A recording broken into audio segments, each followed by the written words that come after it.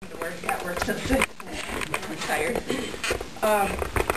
We have, and the only thing I would like to say to CHC members is that we have a Department of Education site visit, and it's listed down on the bottom of the page. For 3 days, we'll have Department of Education representatives in our buildings, and every 5 years, schools have site visits. And I always look at it as the Department of Ed is coming out to see if we're doing what we say we're doing. So we send them all the reports and we give them all the data. Is that what's really happening? So they spend, I'd say, more than half of the 3 days just talking to people. They'll talk to Citizens Advisory Committee members too. So we really need to try to meet sometime between now and April 13th, 14th, or 15th, partially because we get the questions in advance, and that's pretty much what the interviews look like. Generally what happens is the committees that are interviewed, whether they're kids or teachers, classified staff, secretaries, CHC members, you already know everything you need to know just because you're doing what you need to be doing. But sometimes the way it's asked, or you panic because you're afraid you're going to, oh my gosh, the DE's here, so we got to give them the right answer. You forget some of the things that you already know about. Like one of the things they might, I don't know, I haven't looked at the questions, but one of the things they might ask your group is, has the bullying and harassment data for the district ever been reviewed by your committee? Well, you might sit there and go, geez, no, when in fact last fall it was. And if you didn't happen to be at that meeting or you just forgot about it. So we do some prep for the interviews, but it's really just to remind you of the things that you already know. And sometimes the way the questions are asked, it's not familiar to you. It makes no sense, and you're like, gosh, no, we don't talk about those things in our district, when in fact we had, and I can give you some examples. So we'll get a meeting set up between now and the next, between now and April 13th or 14th. I know that the interview will be after work time, so it can accommodate the committee, and we'll hope we can get 5 or 6 people from the committee to be able to come and just sit down, and really the interview is more like just having conversation with them about the district.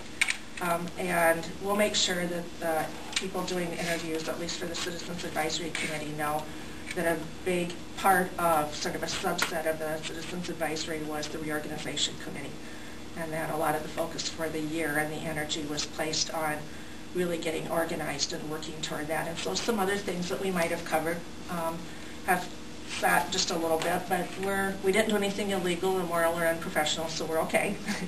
And the same would be true of all of our committees, really in our school buildings as well. We'll pick up with some of the things that are on here. None of them were life or death, that you're not going to be just fine if we don't talk about them for right now. And so I'll probably send an email to the Citizens Advisory just seeing when we can get the best attendance.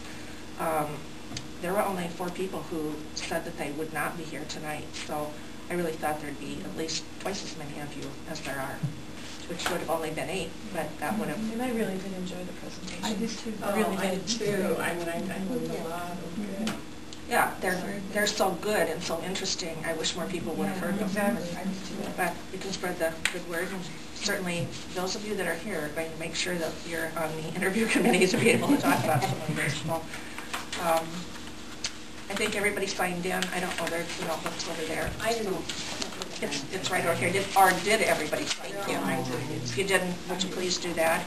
Thanks very much. We appreciate you giving us an hour and a half of your time.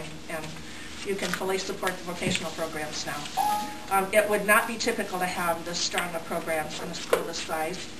My background is in family and consumer science, so much of what Marcia talked about is important to me as well. And it's easy to be an administrator that supports vocational ed when you've had those experiences yourself and you understand what it means to kids and who the kids are in the department. I think that typically it's always been a strong area for career development for kids. And we just have a lot of kids that struggle sometimes in core contact, and they are completely different kids in those environments because they're up and active and doing things. And so it's not that our gen ed classrooms aren't that way, or a foreign language classroom is, but you're not building furniture. There's just no getting around it. And the kid that might struggle with you just for behavior can be the kid out there that shows leadership then. And so what we have to learn to accept as a school is there's important areas for all kids, and that we need vocationally and technically trained people in our world, in our state of Iowa, in our county, and lots of our students have gone on to be very successful with just the education they've got in high school, but they also have gone on after a year or two, or they've earned PhDs in an area and are successful in it as well. So there isn't any area that I'm not proud of in our school, but this is the one that when I watch and listen to what the teachers do, there's just a lot of outside of class kinds of things that really aren't understood very well sometimes by our public. And so it's good that we now have 5 or 6 more people that kind of get that. And really, you kind of know now each other's programs better as well. There were things about each of their programs I learned that I actually didn't know, even though I'm their superintendent, which is probably kind of sad. So we try to provide as much support as we can to those programs. And financially, they're more expensive to operate because you can just look at the equipment. They take buildings sometimes. One of the other renovation projects for us is we're going to renovate the Family and Consumer Science Department. Kind of displace some other people probably, but really do kind of an overhaul because we just can't really renovate where it's at and have it be anything that's going to be very contemporary. So, thank you very much. Appreciate it. Thank you. Yep.